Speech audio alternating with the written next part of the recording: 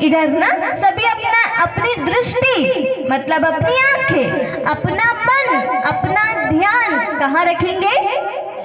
सामने रखेंगे, क्योंकि सामने रखेंगे तभी हमको बातें समझ में आ पाएंगी। कहते हैं भगत गाता है तो उसे भजन कहते हैं। क्या? भगत गाता है तो उसे भजन कहा जाता है, और जब कवि गाता है तो उसे कविता कहा जाता है। क्या?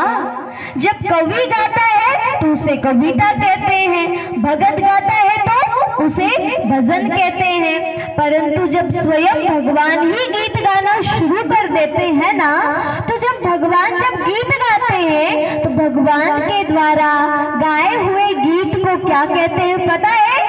भगवान के द्वारा गाया हुआ गीत ही श्रीमद् भगवत गीता कहलाता है।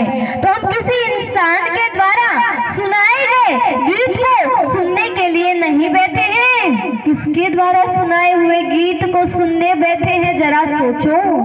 गीता ज्ञान दाता स्वयं परमात्मा, और उसने कैसा गीत गाया होगा? आज यदि कोई एक अच्छा सिंगर, एक अच्छा गायक, बहुत अच्छा जब वो गीत की प्रस्तुति देता है तो हम सबका मन कैसा हो जाता है? गदगद हो जाता है। हम अपनी सारी जो भी वर्तमान की परेशानियां रहती हैं उसे भूल जाते हैं।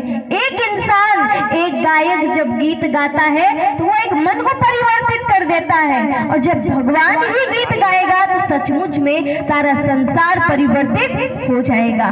तो संसार को परिवर्तन करने वाली, सर्व समस्याओं का समाधान देने वाली यह श्रीमद् भागवत गीता ज्ञान गंगा आप सभी के बीच में आई है, और यह जन्म जन्म के पुण्य कर्मों का फल है जो आज हम सभी को स्नान करने का मौका मिल रहा है।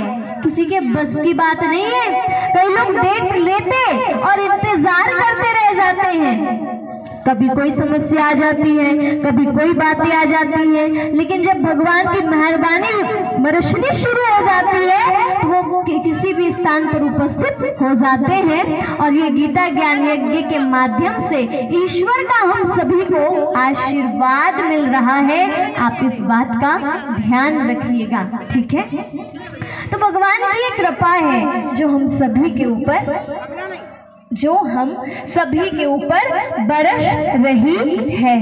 तो ये ज्ञान यज्ञ श्रीमद् भगवद गीता, जिसमें हम रामायण जी के अंदर से निकली हुई कुछ गहराई वाली बातों को समझेंगे, साथ ही साथ जिसमें 18 महापुराणों का सार भी समाया हुआ है।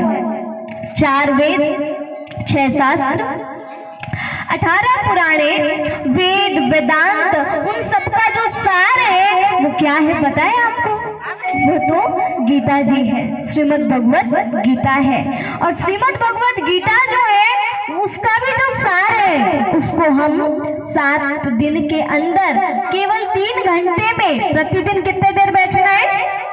2 से 5 बजे तक का समय है। आप सभी को बैठना है और बैठ करके बस अपने कानों से श्रवण करना है, पीना है इसे। हम किसी जूस को पीते हैं, किसी टॉनिक को पीते हैं, कहाँ से? थोड़ा बोलते भी जाइए ना तो मुझे लगे कि आप सुन रहे हैं। आप लोग पानी कहाँ से पीते हैं भाई? कहाँ से पीते हैं? मुंह से पीते हैं, अच्छी बात। जूस कहाँ से पीते हैं? मुंह से पीते हैं, सही है ना? और भी बाकी जो भी चीजें पीते हैं वो कहाँ से पीते हैं? वो भी मुंह से पीते हैं, है ना? परंतु इस ज्ञान गंगा के रस को कहाँ से पिएंगे? कहाँ से पिएंगे? ये कान से पीना पड़ता है। कहाँ से? कान से। ये यहाँ से पीने वाली चीज नहीं है। और उस